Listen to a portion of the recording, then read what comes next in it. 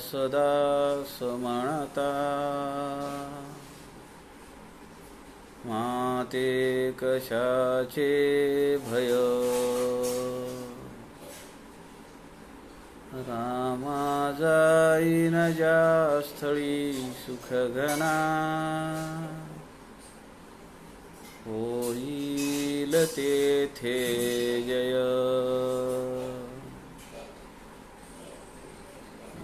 माया भुवनात्रयी तुझ विना नाही दुजा तारक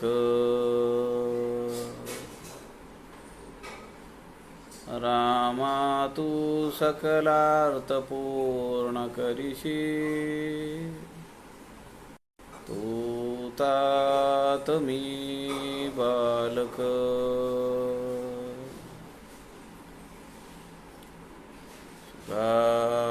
सारिखे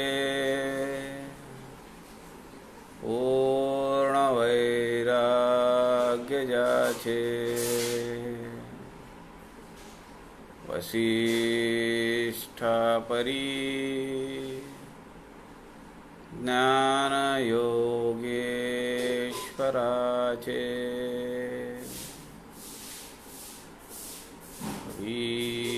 वाल्मिकी सारिखा मान्य ऐसा नमस्कार माझा सद्गुरु रामदासा मला वाटते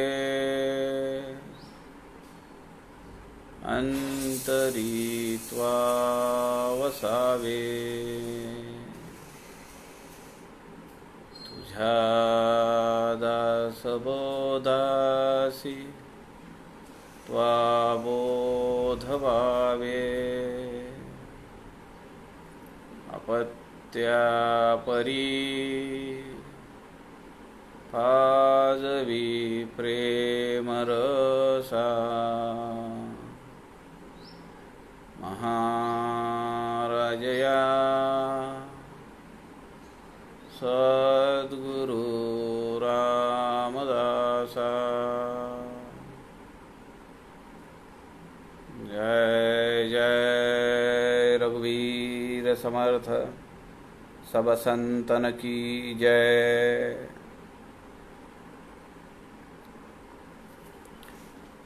सज्जन हो नमस्कार। सद्गुरु समर्थ रामदास स्वामींच्या वाङ्मयाचा प्रचार प्रसार व्हावा या हेतूने आदरणीय प्रवीणजी शास्त्री दिवाकर यांनी हे संत समागम लाईव्ह फेसबुक पेज आपल्याला उपलब्ध करून दिलेलं आहे। या माध्यमातून आपण सध्या समर्थ रामदास स्वामींच्या टाकळी तपाचरण काळातील आपला पहिला शिष्य श्री उद्धव यांना सांगितलेला दासबोध म्हणजेच जुना दासबोध अर्थात 21 समासी या ग्रंथातील 20वा समास आपण सध्या पाहतो आहोत। आत्मज्ञानातील अडथळे काल आपण 13व्या ओवीपर्यंत पाहिलं।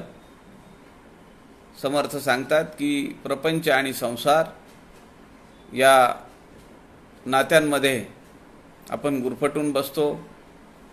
अहंकार एक असतो, विद्वत्तेचा अहंकार आहे, सौंदर्याचा अहंकार आहे, संपन्नतेचा अहंकार आहे, अधिकाराचा अहंकार आहे। अशा या सगळ्यामध्ये आपण गुंतून राहतो, परंतु आपल्या आत्मज्ञानाला आपण पारखे होऊन जातो। आणि हे सगळं आयुष्याच्या संध्याकाळी जेव्हा लक्षात येतं तेव्हा समर्थ म्हणतात, ऐसा प्रपंच आपुला मानुनी जन्म गवाविला, सेखी दोहीकडे अंतरला प्रपंच ना परमार्थ। धड प्रपंचही नाही, धड परमार्थही नाही, अशा दोन्हीकडे तो नागवला जातो। समर्थ पुढे सांगतात की विषय सुखाच्या आसक्तीमध्ये, विषय सुखांच्या मोहामध्ये अडकून पडल्यामुळे माणसाला प्रपंच आणि परमार्थ या दोन्हीला मुकावं लागतं. आता समर्थ प्रपंचामध्ये कर्मठपणाचा अतिरेक नसावा किंवा एका बाजूला स्वैराचाराचं वर्तनही नसावं, असं समर्थ पुढच्या 9 ओव्यांमध्ये त्याचं वर्णन करून सांगत आहेत. आपण हा समास आज, उद्या आणि परवा या 3 दिवसामध्ये संपवण्याचा प्रयत्न करू, कारण पुढे 3 दिवस 12, 13, 14 सप्टेंबर महालक्ष्मीचा सण असल्यामुळे आपण हे 3 दिवस संत समागम या आपल्या फेसबुक लाईव्ह पेज या माध्यमातून चालणाऱ्या प्रवचन सेवेला आपण सुट्टी देऊ. या 3 दिवस 12, 13 आणि 14 सप्टेंबर. श्रीराम समर्थ. श्रीराम. मुक्तपणे कर्म एक, टाकिता होती बाधक, कानकोंडी धुकधुक, अंतरी वसे श्रीराम. एकते कर्मठपणे बध, कर्म न घडे यथाविध, ते चिक्षणी परमखेद, होये जयासी श्रीराम. जे कर्म खेदे खेदले, ते धोका वाहतची मेले, एकते आदरे झाले, परम अनर्गळ श्रीराम. आदरे केली अनर्गळता, ते बाधील हे तत्वता, कर्म संशय हृदयी धरिता, तोही बाधील नेमस्त श्रीराम. समर्थ सांगतात की प्रपंचामध्ये वागत असताना फार कर्मठपणा करून चालत नाही, फार कर्मकांड करून चालत नाही. तसंच त्याला प्रतिक्रिया म्हणून आत्यंतिक स्वैराचार करूनही चालत नाही. दोन्हीचा सुमधुर समन्वय करून मानवी जीवनाने प्रपंच आणि परमार्थ हा संपन्न केला पाहिजे, यशस्वीपणे संपन्न केला पाहिजे. दोन्हीकडे अतिरेक नको, फार कर्मकांडी नको, फार स्वैराचारी पण नको. याचा सुमधुर समन्वय आपल्याला साधता आला पाहिजे. मुक्तपणे कर्म एक, टाकिता होती बाधक, कानकोंडी धुगधुग, अंतरी वसे. फार कर्मकांडी राहिलं माणूस, ह्याला लागू नका, त्याला लागू नका, तिकडे सरका, इकडे सरका. लोक हसं करतात.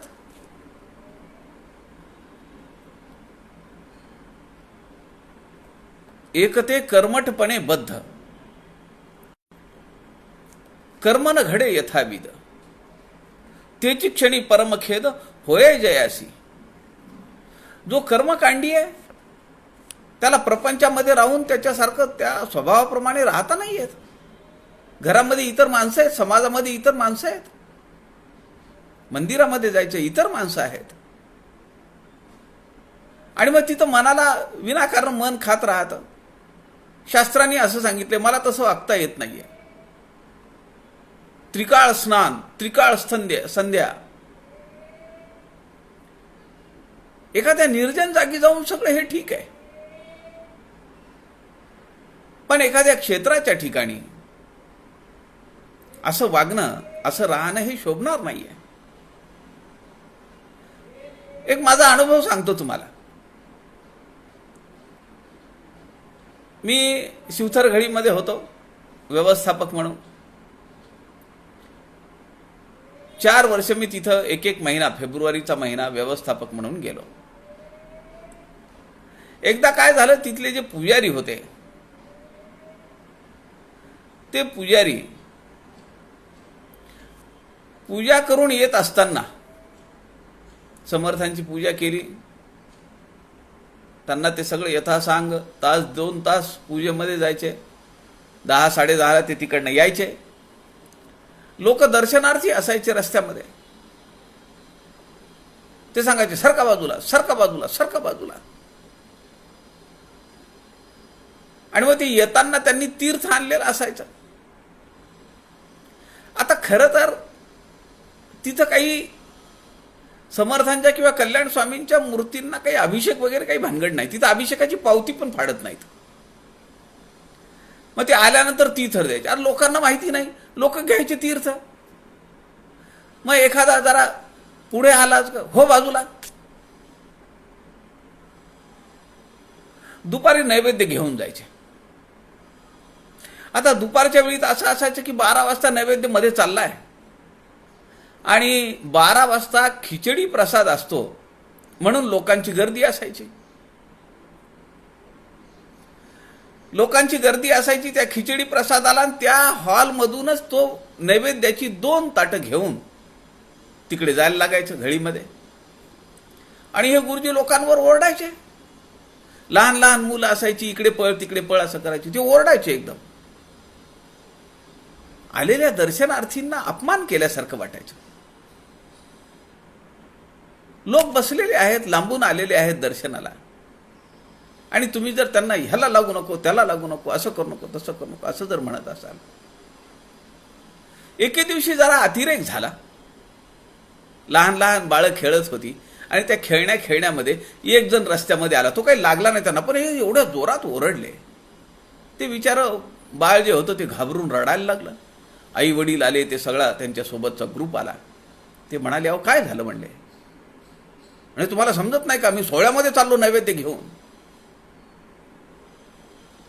ते म्हणले अहो आता लहान मुलं आहेत, आम्ही समजू शकतो, मुलांना काय आहे त्याचं, तुम्हाला सांभाळता येत नाही का, कशाला आणली मुलं इथं. मी हे सगळं काउंटरवर बसून ऐकत होतो, पाहत होतो. ते नैवेद्य दाखवून आले, खिचडी वाटप झालं, प्रसाद संपला. दुपारी 4-4:30च्या दरम्यान ते जेव्हा आराम करून खाली उतरले तेव्हा मी त्यांना म्हणलं बुवा थोडं बोलू का तुम्हाला, अदरवाईज घेऊ नका. ते म्हणले बोला काही हरकत नाही. मी म्हणलं अहो तुम्ही एवढं ते ताटं घेऊन आला मधून, सोहळ्यात मी सरका बाजूला सरका बाजूला, त्या लहान बाळांवर तुम्ही ओरडलात. ती बिचारी घाबरून रडायला लागली. आणि ती त्यांच्यासोबतची आई वडील आलेली ती सगळी मंडळी नाराज झाली. ते म्हणले झाली तर झाली, तुम्ही कसं बोलता म्हणले वेड्यासारखं, गडावर असं चालतं का. मी म्हणलं गडावर ताट घेऊन असा लोकांच्या मधून माणूस जात नाही ना, रामदासी जात नाही, पहिली गोष्ट. दुसरा फरक असा आहे, गडावर समर्थांची समाधी आहे आणि इथं समर्थ राहिलेलेत. आणि दासबोधासारखा अद्भुत अप्रतिम अलौकिक असा ग्रंथ समर्थांनी लिहून ठेवलाय की जो समाज नव्हे राष्ट्राचा उद्धार करणारा ग्रंथ आहे. बरीच चर्चा झाली, त्यांना पटेना. शेवटी मी त्यांना एक प्रश्न विचारला आणि ते निरुत्तर झाले. मी म्हणलं मला मान्य आहे, तुम्ही धूत वस्त्रांनी आलात, सोहळ्यात आलात, काय काय काय सगळं सगळं मान्य आहे. समर्थांना नैवेद्य घेऊन चालात, समर्थ सोहळ्यामध्ये आहेत. पण मला एक सांगा, या नैवेद्याचा स्वयंपाक कोणी केलाय.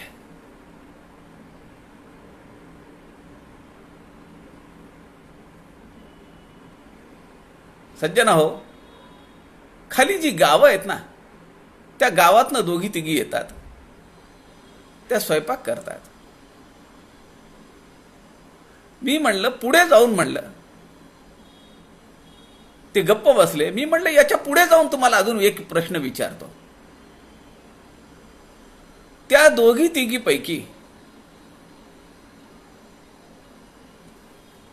तुम्हाला माहिती आहे का की त्यांनी आज स्नान केली आहेत किंवा त्यांचा मासिक धर्म चालू आहे, काय माहिती आहे तुम्हाला. आणि मारे इथं तुम्ही लोकांवर ओरडता. अहो, जे समर्थांना चालतंय ते तुम्हाला कसं काय चालत नाही? तुम्हाला का नाही चालत? आणि ते गप्प बसले. सज्जनो, एक लक्षात घेतलं पाहिजे, समर्थांनी दासबोध जो सांगितला, किंवा हा जो जुना दासबोध समर्थांनी उद्धवांना सांगितलाय, श्लोक संग्रह करत राष्ट्रोद्धाराचं काम करायचं आहे. एककल्लीपणे तुसडे स्वभावानी वागून नाही चालणार. म्हणून समर्थ म्हणतात, एक ते कर्मठपणे बद्ध, कर्मन घडे यथाविध, तेची क्षणी परमखेद होय जनासी. सगळं कर्म आम्ही करतो. घरामध्ये पूजा करायची आम्हाला, 2 दिवस 3 दिवस आम्ही सगळ्या वस्तू जमवतो, पण काहीतरी उणीव राहते. समर्थ दासबोधामध्ये त्याला उपाय पण सांगतात. नामस्मरण करावे जिथं प्रत्यवाय घडे. समर्थ सांगतात, पूजेमध्ये जर काही उणीव राहिली त्या ठिकाणी नामस्मरण करावं. मनाच्या श्लोकामध्ये समर्थ म्हणतात, यथा सांगरे कर्म तेही घडेना. खूप मनात आणले, खूप तयारी केली आहे. यथा सांगरे कर्म तेही घडेना, घडे कर्म ते पुण्य गाठी पडेना. दया पाहता सर्वभूती असेना, फुकाचे मुखी नाम तेही वसेना. ज्याला कर्मकांडच फक्त दिसतं त्याला या बाकीच्या गोष्टी जमणारच नाहीयेत. फुकाचे मुखी नाम तेही वसेना. समर्थ दासबोधामध्ये सांगतात, जर तुमच्या यथासांग कर्म करण्यामध्ये काही प्रत्यवाय घडला, काही उणीव राहिली, तर अशा वेळी आपण नामस्मरण करावं. परमपूजनीय अक्कास्वामी वेलणकर, दासबोध सखोल अभ्यास ज्यांच्या अधिष्ठानावर 37 वर्षापासून ऊर्जस्वल पद्धतीनं चालू आहे. परमपूजनीय अक्कांची आठवण एका मुलीनं, म्हणजे तेव्हा ती मुलगी होती,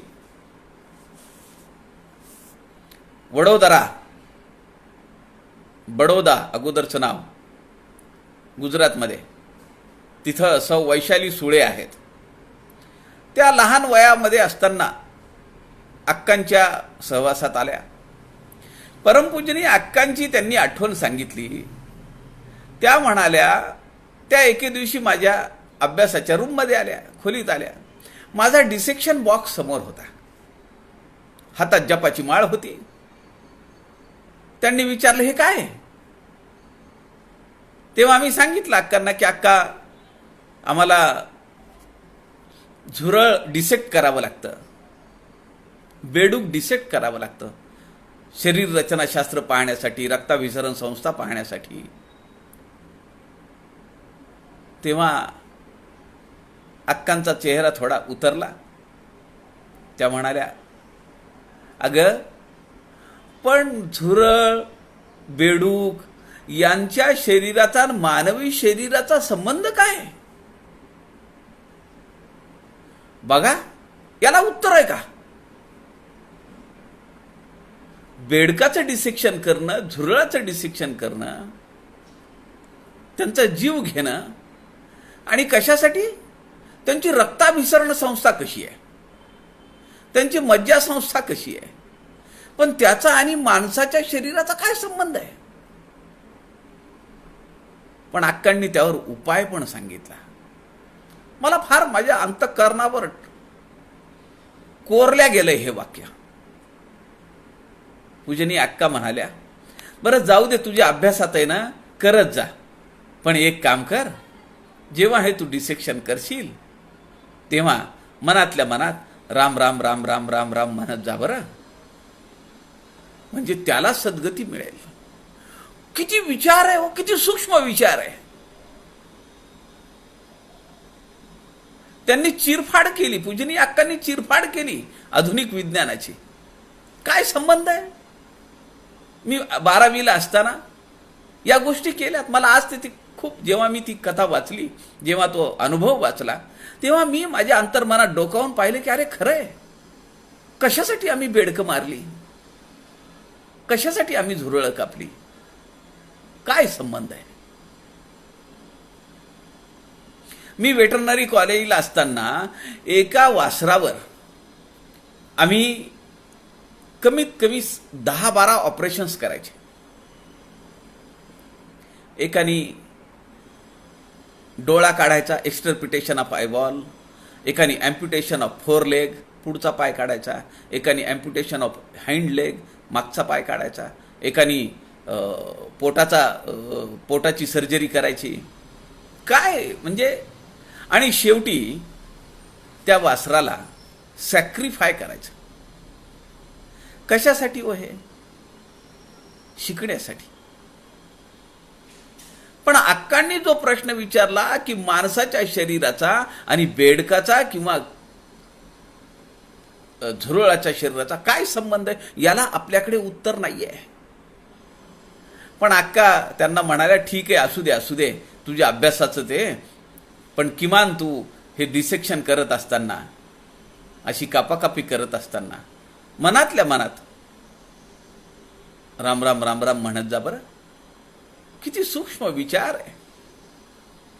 समर्थ या ठिकाणी म्हणतात, जे कर्म खेदले ते धोका वाहतची मेले, एक ते आदरे झाले परम अनर्गळ. जे कर्मकांडी आहेत, आपल्याला माहिती आहे समर्थांच्या चरित्रामध्ये मध्वाचार्यांचा एक शिष्य समर्थांची भेट घेण्यासाठी आला आणि ते कुत्र्यांनी अन्नाला स्पर्श केला, पण त्यांनी ते अन्न खाल्लं तसंच. आणि गडावर आल्यानंतर समर्थांनी फक्त तूप घातलं तर त्यांनी आकांड तांडव केला. तो म्हणाला, माझं अन्न बाटवलं तुम्ही, मी स्वतः पाकसिद्धी केलेली होती, आम्ही दुसऱ्याच्या हातचं अन्न खात नाही. समर्थ म्हणाले, हरकत नाही ना, मी फक्त तूपच टाकलंय आणि ते शुद्ध आहे, मी काही तुमच्या पानाला लागलो पण नाहीये. पण तो लागला रडायला. समर्थांनी ती पेला ते ठेवलं बाजूला आणि समर्थ जोरात आवाज काढून रडायला लागले. समर्थ रडायला लागले, सगळे शिष्य जमा झाले. समर्थांना म्हणाले, तुम्ही का रडता? समर्थ म्हणाले, मी कुत्र्यापेक्षा हीन झालो.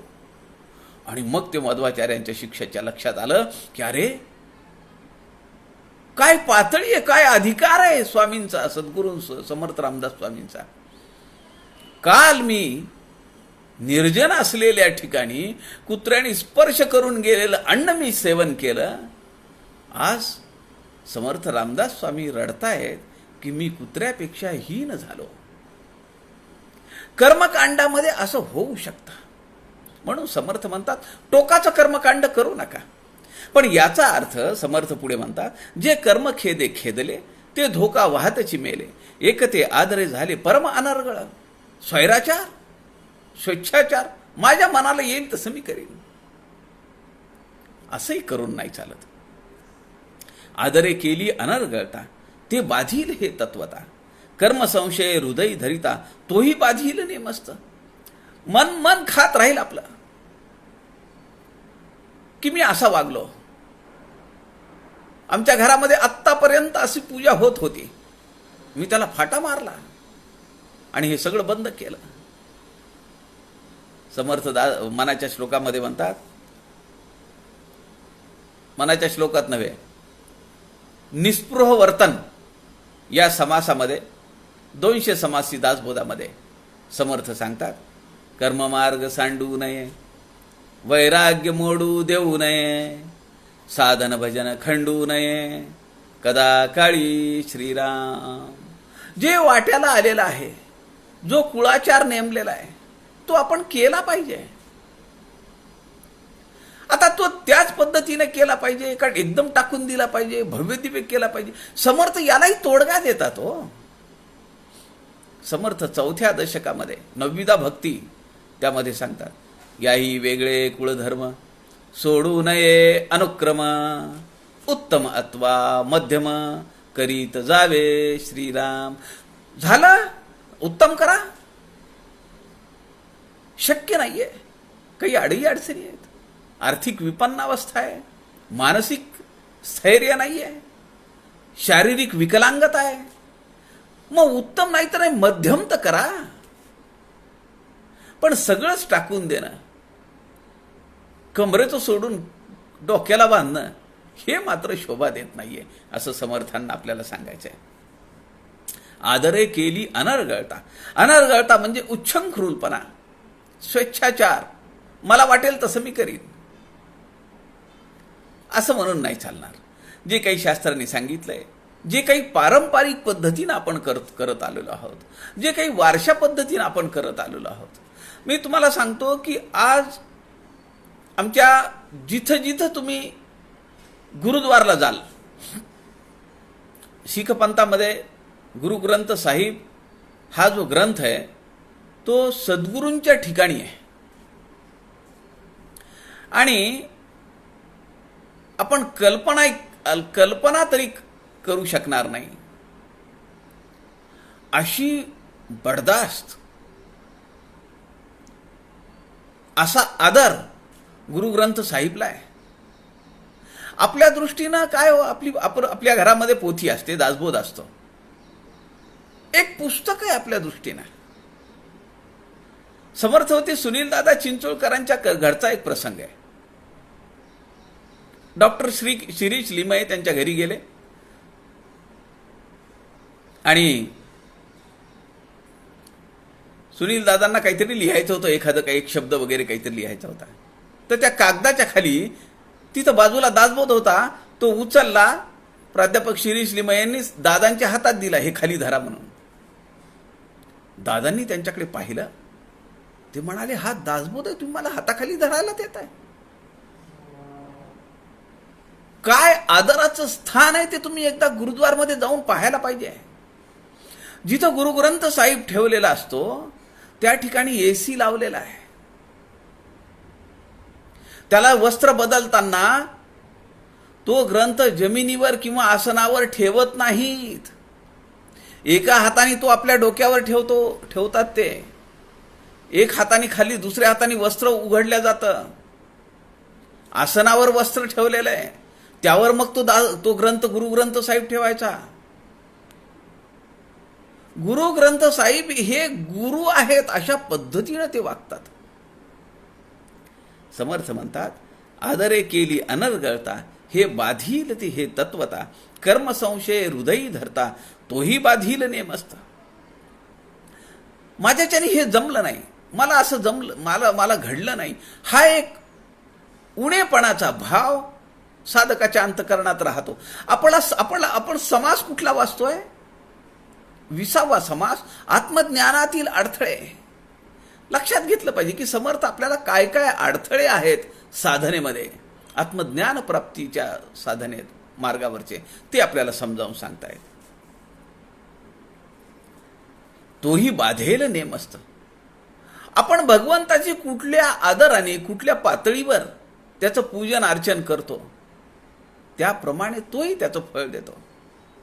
समर्थ म्हणतात, जैसे जयाचे भजन तैसाच देवही आपण, म्हणून हे अवघे जाण आपणाची पासी श्रीराम. आपल्याकडेच आहे ते, याची देही याची डोळा, आम्हाला निजसुख पाहायचंय, आत्मज्ञान पाहायचंय का अनेक जन्म यामध्ये घेत राहायचे, आमच्या हातात आहे ते. जैसे जयाचे भजन तैसाच देवही आपण, तोही तसंच ट्रीट करतो तुम्हाला. म्हणून हे अवघे जाण आपणाच पाशी, तुझ्याच जवळ आहे. कर्मणो गहनागती ही, तुम्ही कर्म कसं कराल त्या आणि त्याच्या कर्माची ती गती जी आहे ना, ती गहन आहे, समजणार नाही, कधी लाट पडेल ती. पुढे समर्थ म्हणतात, आपुल्या मनासारखे न घडे. मनासारखं होत नाही, मग लोक दोष देतात दैवाला, नशिबाला. समर्थ म्हणतात, असं कसं चालेल? आपुल्या मनासारखे न घडे, तेणे गुणे निष्ठा मोडे. मनामध्ये संशय येतो, किंत येतो.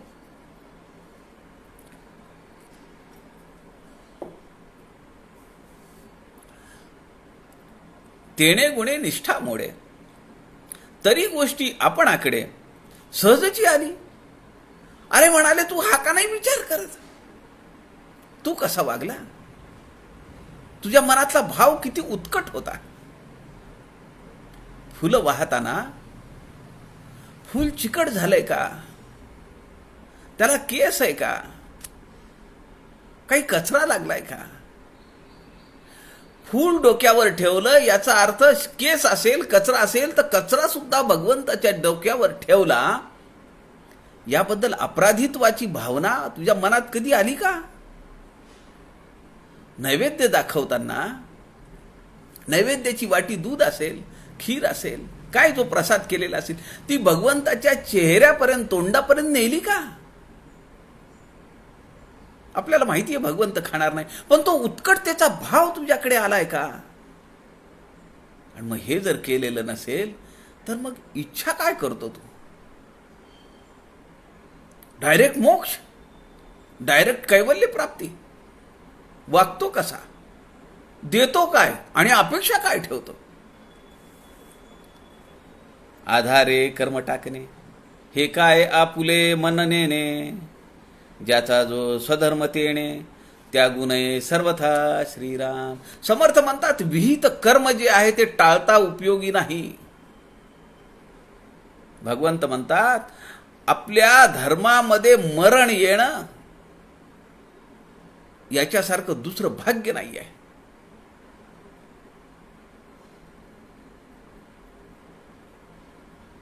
काही भौतिक वस्तूंच्या प्राप्तीसाठी, ऐहिक भोगांच्या प्राप्तीसाठी परधर्म स्वीकारणे अत्यंत भयावह आहे. आधारे कर्म टाकणे, शास्त्राधार घ्यायचा, कुठलं तरी वचन घ्यायचं आणि त्या आधारावर चुकीचा अर्थ काढून आधारे कर्म टाकणे सोडून द्यायचं. काय पडले त्याच्यात, काय पडले ह्याच्यात, हे केलं म्हणजे काय होतंय, ते केलं म्हणजे काय होतंय. त्यांनी कधी बघितली का पत्रिका, त्यांनी कधी काढला का मुहूर्त, ते कसे जगतायत, अरे ते मरू दे ना तिकडे, तुला काय घेणं देणं आहे त्याच्याशी. पण तुझ्यावर काय संस्कार घातलेले आहेत याचा का नाही विचार करत तू? बरं हे कुणी सांगितलंय? हे काही आपल्या मित्रांनी, नात्या गोत्यातल्या माणसांनी सांगितलंय का? हजारो वर्षाची परंपरा आहे. ऋषी मुनींनी हे सगळं लिहून ठेवलंय. त्यांना काय वेळ लागलं होतं का? का वेळ जात नव्हता म्हणून हे लिहून ठेवलंय? समर्थ म्हणतात अशा शास्त्राचा अर्थाचा गैरअर्थ काढायचा. शास्त्राधारे कर्म टाकणे, आधारे कर्म टाकणे असा शब्द आहे, परंतु त्याला शास्त्र आहे. शास्त्राधारे कर्म टाकणे, हे काय आपुले मन नेणे, ज्याचा जो स्वधर्म तेणे, त्यागू नये सर्वथा श्रीराम. जे माझ्या वाट्याला आलेलं कर्म आहे त्याला विहित कर्म असं समर्थ म्हणतात. माझा स्वधर्म काय ते मी कधीही टाकू नये, नाही तर मग माझं मन आयुष्यभर खात राहतं. म्हणून समर्थ म्हणतात याही वेगळे कुळधर्म, सोडू नये अनुक्रम, उत्तम अथवा मध्यम करीत जावे श्रीराम. शक्यतो ते उत्तमच व्हायला पाहिजे. पण नाही जमत ना, काही अडी अडचणी आहेत, परिस्थिती नाही, आर्थिक संपन्नता नाही, व्याधी जडलेले आहेत. मग ठीक आहे, काही ना मध्यमपणे तरी कर, पण सगळंच गुंडाळून ठेवशील तर कसं चालेल राजा? विहित कर्म आपलं केलं पाहिजे. आपल्या समोर एक ज्वलंत उदाहरण आहे किंवा पुंडलिकाचा. आई वडिलांची सेवा करणारा पुंडलिक जेव्हा साक्षात विठ्ठल ते परब्रह्म समोर येऊन उभं राहिलं, पुंडलिकाने एक वीट फेकली, तुम्ही थांबा थोडा वेळ, मला माझी सेवा करू द्या. माझ्या वाट्याला जे आलेलं विहित कर्म आहे, आणि आई वडिलांच्या सेवेसारखं तर दुसरं धर्मच नाहीये. मात्या पित्यांची सेवा हा परमोच्च धर्म आहे. ज्यांच्या आशीर्वादाने, ज्यांच्या कृपेने आपण या जगाच्या पाठीवर आलो, अनेक सुख उपभोगली, अनेक विषयांचा आस्वाद घेतला, सुख सुख सुख म्हणून आम्ही जे जे ओरबाडून घेतलं, त्या जन्मदात्या आई बापाबद्दल जर माणसाच्या मनामध्ये संदेह असेल, कृतज्ञता निर्माण झाली असेल, तर त्याच्यासारखा समर्थांनी त्याला म्हणले पशु. मानवी जीवनातला पशु असं वर्णन केलेलं आहे समर्थांनी. समर्थ म्हणतात, माता पित्यांचे जो भजन करतो, भजन म्हणजे काय, त्यांचं टाळ घेऊन भजन करतो अशातला भाग नव्हे, त्यांची सेवा करतो, त्यांना हवी नको ते औषधं वेळेवर पुरवतो, त्याच्यासारखा भाग्योदय असलेला माणूस जगाच्या पाठीवर नाहीये, समर्थांनी वर्णन केलेलं आहे. माऊली म्हणतीये, स्वधर्मो जो बापा तोची नित्य यज्ञ जाण पा. तू जे वाट्याला आलेलं विहित कर्म करशील तो तुझा नित्य यज्ञ आहे. त्याच्यासारखं पुण्य कर्म दुसरं काही नाहीये. म्हणून वर्तता तेथ पापा संचारू नाही. विहित कर्मामध्ये जर तू मग्न असशील, विहित कर्मामध्ये जर तू रममाण असशील, तर तुला पापाचा लवलेश सुद्धा होणार नाही, पापाचा स्पर्श सुद्धा होणार नाही. म्हणून विठ्ठल रूपाने आलेलं परब्रह्म सुद्धा युगानुयुग तिथं उभं आहे. पण पुंडलिकाने आपल्या माता पित्यांची सेवा सोडली नाही. म्हणून समर्थ सांगतात की जे विहित कर्म आलेले ते केलं पाहिजे, पण शास्त्रांचा आधार घ्यायचा, त्याचा गैरअर्थ काढायचा, स्वेच्छाचार करायचा, स्वैराचार करायचा, हे चुकीचं आहे. कर्मकांडाची अत्यंतिक टोकाची पातळी समाजामध्ये राहून आपल्याला साध्य करता येत नाही, समर्थ मान्य करतात. समर्थांनी या दोन्ही टोकांचा सुमधुर समन्वय करायला सांगितला आहे. कारण आपण समाजात राहतो, आपण घरामध्ये राहतो, आपण प्रपंच करतो आहोत, संसारामध्ये आहोत. आपण काही जंगलामध्ये नाहीये, निर्जन नाहीये, निर्जन जागेवर नाहीये. आदरे भोगावा भोग आणि स्वधर्माचा कीजे त्याग. या नाव शरीर पांग केवळ विषयी श्रीराम. समर्थ म्हणतात, आदरे भोगावा भोग. जे भोग आहे, जे विषय आहे, त्यांचा तू प्रयत्नपूर्वक अथक प्रयत्न करून जेवढी मरमर करशील, जेवढे त्रास घेशील, तेवढं सगळं करून ते मिळवण्याचा प्रयत्न करतो. आणि स्वधर्माचा की जे त्याग आणि जे विहित कर्म आहे, जे कुलाचार आहेत, कुळधर्म आहेत, त्याला मात्र तो फाटा मारतो. या नाव शरीर पांग केवळ विषयी. याला काय म्हणलं पाहिजे? समर्थ म्हणतात, केवळ विषयांचं भोग भोगण्यासाठी तुझा जन्म झालाय का? म्हणजे तू देहबुद्धीवरच आहेस. आत्मज्ञानातील अडथळे हा समास आहे. आत्मज्ञान प्राप्तीसाठी आम्ही विषयांची लिप्तता, आसक्ती किती क्षीण केली पाहिजे ते समर्थ या ओव्यांमधून आम्हाला सांगतायत. आता असो हे बोलणे, स्वधर्म चळला ज्ञातेपणे, ते पाषांड कोटी गुणे, विषयासक्त श्रीराम.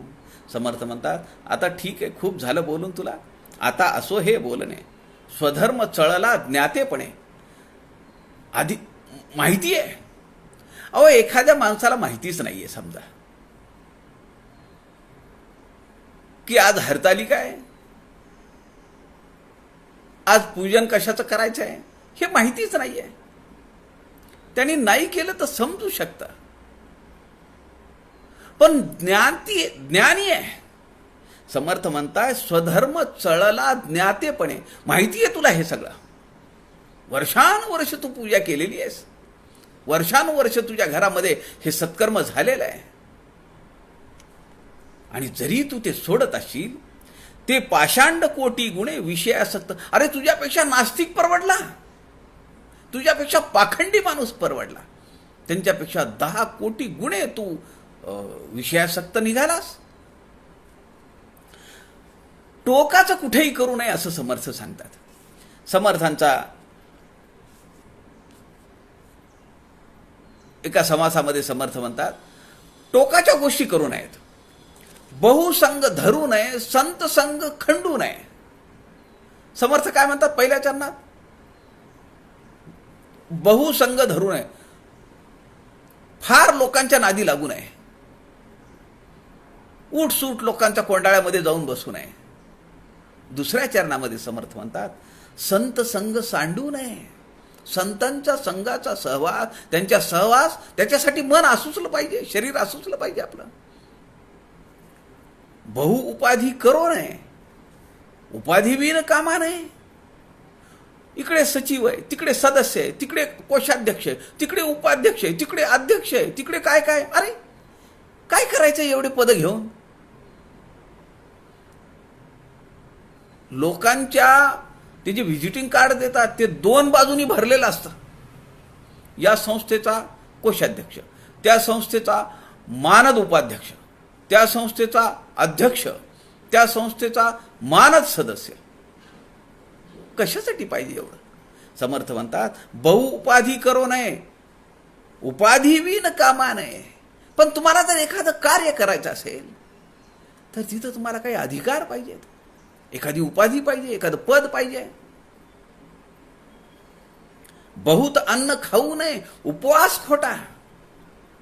समर्थांनी मानवी जीवनाला किती संयुक्तपणे अत्यंत प्रपंच आणि परमार्थ याचा सुमधुर समन्वय समर्थांनी त्यांच्या दासबोधामध्ये घडवलेला आहे. त्याच्यासारखा ग्रंथ नाहीये हो, दासबोधासारखा ग्रंथ नाहीये. मानवी जीवनातला अत्यंत क्षुल्लक व्यवहार तिथून परमार्थातल्या अत्यंत उच्च कोटीचा आदर्श, अनुभव, प्रचिती, हा सगळा विचार महाभारताच्या नंतर जर कुठल्या ग्रंथात मांडलेला असेल तर तो केवळ दासबोधात आहे. हे मी म्हणत नाहीये, तुमच्या माहितीसाठी सांगतो, मी म्हणत नाहीये. पूजनीय आचार्य किशोरजी म्हणतात, स्वामी गोविंद देवगिरी. आज आपल्याला या व्यासपीठावर परभणीचे सद्गुरू समर्थ रामदास स्वामी अभ्यास मंडळाचे सर्वे सर्वा संजयजी वझरकर या ठिकाणी आहेत. त्यांनी परवाच्या दिवशी आचार्यांना विनंती केली की आम्ही हा महिनाभर पूर्ण प्रवचनं ठेवलेली आहेत, तुमचे आशीर्वाद आम्हाला पाहिजेत. आचार्य बोलले समर्थांवर. तेव्हा त्यातलं हे वाक्य आहे, महाभारताच्या नंतर केवळ दासबोध असा ग्रंथ आहे की ज्यामध्ये मानवी जीवनाचे ऐहिक आणि पारलौकिक संपादनासाठी, यशस्वी संपादनासाठी लागणारे सगळे पैलू विस्ताराने मांडलेले आहेत. आचार्य बोललेले आहेत, बहुत अन्न खाऊ नये, उपवास खोटा. का तर म्हणले आज तोंडात पाणी पण घेणार नाही. समर्थ म्हणतात हे टोकाचं वागणं बरोबर नाही. बहु साधनी पडो नये, साधने बी न खोटे. मी हे करतो, मी ते करतो, मी ते करतो, योग साधना करतो, प्राणायाम करतो, ग्राउंडवर जातो, व्यायाम करतो, काय काय काय काय काय काय करत राहतो माणूस. हे काही खरं नाहीये. एक पंथ निवडायचा, एक साधना मार्ग निवडायचा, त्यावर अव्याहतपणे चालत राहायचा. समर्थ म्हणतात बहुत साधनी पडो नये, साधने बी न खोटे. उपाधी किंवा हे सगळं करत असताना समर्थ म्हणतात की कायम साधकांनी एक गोष्ट आपल्या लक्षात ठेवली पाहिजे, कायम एक गोष्ट लक्षात ठेवली पाहिजे. आपणास उपाधी मुळीच नाही. फार लक्ष देऊन आपण दासबोध वाचला पाहिजे. आपणास उपाधी मुळीच नाही, ऋणानुबंधे मिळाले सर्वही, आल्या गेल्याची क्षिती नाही, ऐसे झाले पाहिजे श्रीराम. आपणास उपाधी मुळीच नाही. मी त्या पदासाठी माझा जन्म झालेला नाहीये, पद माझ्यासाठी आहे. आपणास उपाधी मुळीच नाही, ऋणानुबंधे मिळाले सर्वही. काहीतरी संचित आहे, काहीतरी पूर्वजन्मीचा ठेवा आहे, म्हणून याचा अलभ्य लाभ मला झालेला आहे. कुठली एखादी मंडळाची पदवी असेल, एखादी जबाबदारी असेल, अहो सगळ्यात मुळात हा मानव देह मिळणं हीच मोठी उपाधी आहे. आपण मनुष्य आहोत ही काय कमी उपाधी आहे का? सांगा ना. कोट्यावधी जीवजंतू आहेत या पृथ्वीच्या पाठीवर आणि पाण्यामध्ये, पण मनुष्यासारखी बुद्धी, मनुष्यासारखी ती अचाट, अलक्ष्य, अलभ्य वस्तू मिळवण्याची पात्रता कुणाकडे? केवळ मनुष्याकडे. आपणास उपाधी मुळीच नाही, ऋणानुबंधे मिळाले सर्वही. काहीतरी संचित आहे, काहीतरी ठेवाय. ऋणानुबंध आहेत, योगायोग आहे, म्हणून मला हे मिळालंय. आल्या गेल्याची क्षिती नाही, ऐसे झाले पाहिजे. हे फार महत्वाचं आहे. पद आज आहे, उद्या नाही आहे. अधिकार आज आहेत, उद्या नाही आहे. पण मला लक्षात येत नाही, परमार्थामध्ये अत्युच्च पातळीवर असलेल्या लोकांना सुद्धा मी हवालदिल झालेलं पाहिलंय. कारण काय? ते म्हणतात आम्ही आता पदावर नाही येत, आम्हाला कुणी बोलतच नाही, आम्हाला कुणी फोन करत नाही, आमची कुणी चौकशी करत नाही, आम्ही आता अडगळीत पडलो. Why don't you accept? मला सांगा ना, का ॲक्सेप्ट नाही करायचं? अजूनही आम्ही त्याच तोऱ्यात आहेत. पद असलं म्हणजे माणसं झुकतात हो. ती त्या खुर्चीला झुकत असतात, माणसाला नाही. आता माणसाला झुकणारी जी माणसाची जर योग्यता तशी असेल तर त्याच्याकडे खुर्ची असली काय नसली काय, ते पद असलं काय आणि नसलं काय, लोक तिथं आदरानेच पाहणार. समर्थ म्हणतात आल्या गेल्याची क्षिती नाही, ऐसे झाले पाहिजे. पद आलं गेलं, कुछ फर्क नहीं पडता. अधिकार आले गेले, कुछ फर्क नहीं पडता. पैसा आला गेला, कुछ फर्क नहीं पडता. माझी साधना अव्याहतपणे चालू आहे.